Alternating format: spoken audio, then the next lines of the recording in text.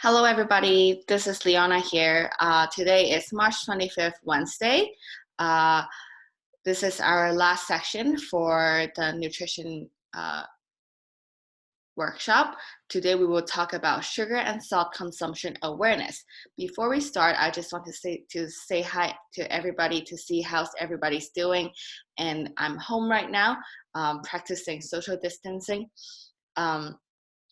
I just want to say we need to keep motivated, keep positive every single day, and we will get through this together. And so let's get back to the workshop today. So let's get started. Sugar and salt consumption. So why is this so important?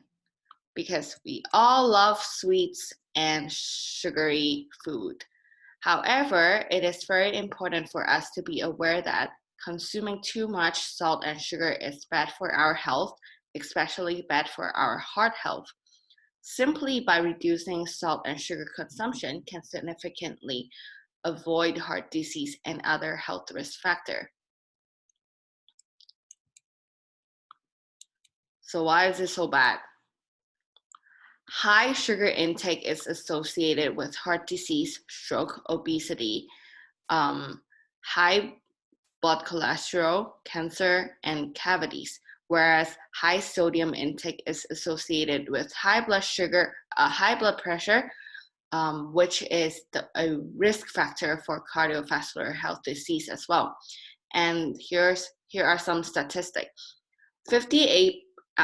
Most of us consume too much salt as well. And this is the statistics showing that 58% of all Canadians and 72% of children between the age of 4 to 13 years consume sodium above the recommended limit, which is on average 9 to 12 grams per day. That is a lot. It is around twice the amount of recommended maximal level of intake. So we should be taking, around at like 4.5 to 6 grams per day. So how much is too much? So according to the daily recommended intake, DRI, I talked about it a little bit 2 weeks ago.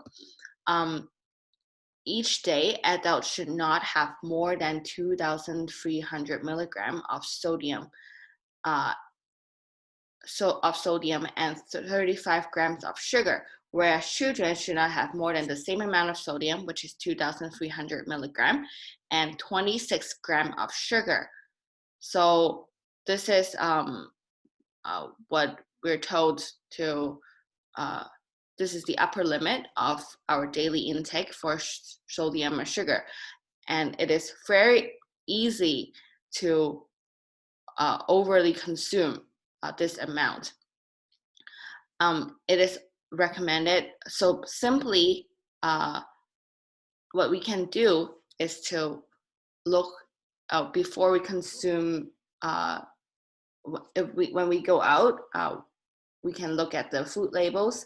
It is recommended to look for anything that is lower than 5% daily value of sodium and sugar, or you can look for no sugar added or no sodium added on the box to reduce the sodium and sugar level. So let's put into perspective of how easily we consume too much sodium and sugar. Simply just look at our breakfast food, Tim Horton double. I'm not trying to scare you, but I just want to show the fact that how much sugar and salt in our breakfast food, just to be aware, and we learn together that what can we do to avoid and reduce the level. So for double itself, it contains 18 grams of sugar already, which is already a little bit over half of our sugar consumption limit a day. That is dangerous. What we can do simply, just instead of drinking double, maybe we can try to cut down 1 milk, 1 sugar. That will already help a lot by cutting 18 grams to 6 grams. No, 9 grams, sorry, to 9 grams, and which will reduce the amount of sugar in a day. And also, especially in the morning, it is if you I recommend just for my personal recommendation, it is better to have a lower sugar intake in the morning, because that way your blood sugar won't spike too high in the morning, and so that you won't get too hungry in the morning and consume and cause overeating as well.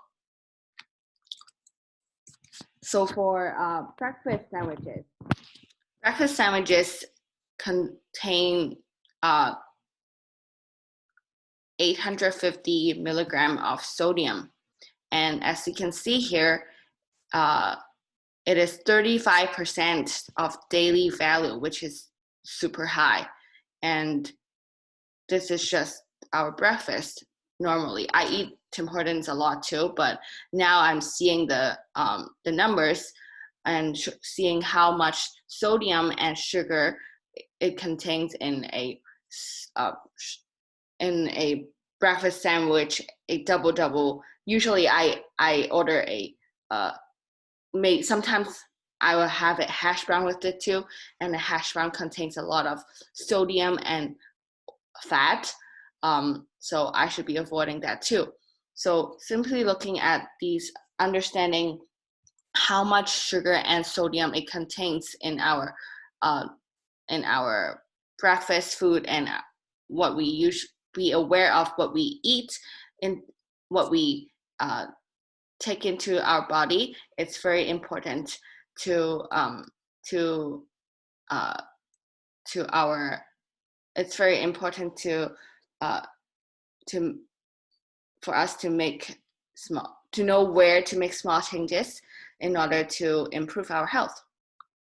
So I'm just gonna stop there and not gonna tell you more about what food contain how much sodium and carbohydrates. I believe you can all read it from the food labels, and the key is to be aware of what you're eating. So let me repeat again. Try to look for food labels that consume lower than 5% daily intake of sodium sugar, and this way it will help you to improve a lot in not only your heart health and your health in general. And here are some tips I found online. So we should say no to sugary drinks. Try to say no to sugary drinks. Why is that? Because study shows some people drinking water instead of sugary drinks can lead to losing 15 pounds a year. 15 pounds a year, that's a lot, by just drinking water and saying no to sugary drinks. That's small. Taking small actions really make a huge difference. And also, we should understand that the more salt we eat, the more salt we want. So just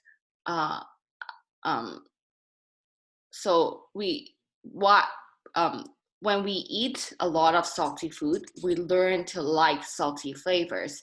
So because our body is an adaptation machine, it adapts to salty food quickly, but we also adapt to lower sodium food quickly as well.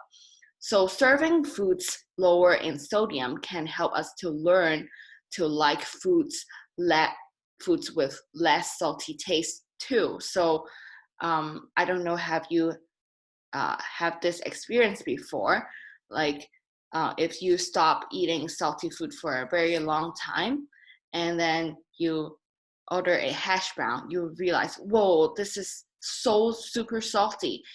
It's because your body is already adapted to a lower sodium intake, which is good.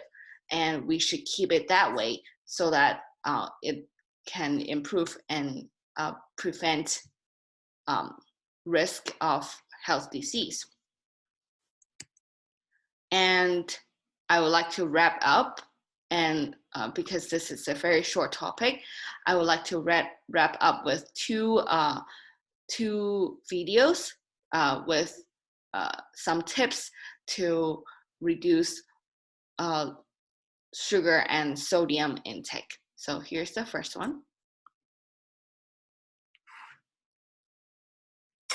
Cutting back on sugary drinks can make a big difference in your and your children's health. For example, one 12-ounce sugar drink a day can equal 15 pounds a year, increasing a child's chances for obesity and diabetes. So replace those sodas and sports and energy drinks, and even some fruit drinks, with unsweetened tea or water with lemon and real fruits instead. Take the first step by substituting one sugary beverage a day with a healthier choice. To get more tips like this, text TX-SNAP to 468-311. Yep. So yeah. So say no to sugary drinks. It will really change your life. And then sodium. Keeping track of the amount of salt in your diet is important. Start by checking food labels. Look for less than 140 milligrams or the word sodium-free or low in sodium. Avoid canned soups, frozen dinners, and prepackaged meals. When cooking, use sodium-free spices and herbs like basil, oregano, and pepper. When out, order dressing or sauce on the side and add lemon juice to season food instead of salt. For more tips, go to goodfoodgoodmove.org. Yep. So, yep. Again, try to reduce and be aware of the sodium and sugar intake in our daily life, and take small actions to make big changes. And this is the end of my presentation today. And thank you everybody for listening and gave me this chance to. I would like to say thank you to all of you to gave me this opportunity to share some nutrition information, and I hope you enjoy it, and I hope you can take away some knowledge from me, and I'm really happy to work with you all, and I will see you when, and remember to stay healthy and stay safe, and I will see you when all this coronavirus is gone, and we will see each other again. And if you have any questions, you can comment in in Facebook. And even if you don't have questions, just say hi. Just want to see how's everybody's doing. And yeah, I'll see you next time. Thank you. Bye.